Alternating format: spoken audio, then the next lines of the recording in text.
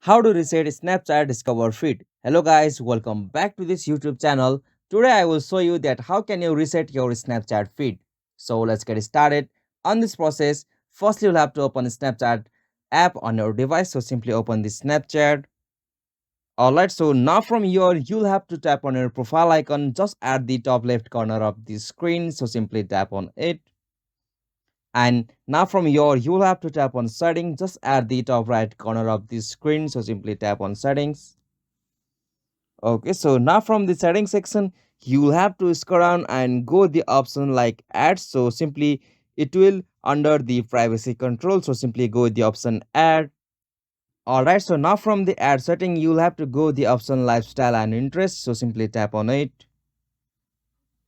Alright, so now from lifestyle and interest setting, you'll be able to reset your discover feed by unchecking your interest on it. So you can uncheck your interest from here and add something new from here to change the discover feed. So you can, as usual, uncheck and check some interest that you want to discover in new feed. So you can change it from here. And after you're done from here, you'll have to just back from here, and after you restart or refresh the discover feed of your Snapchat, you'll be able to see new contents or new interested discover feed on your Snapchat. So this is the process for performing that.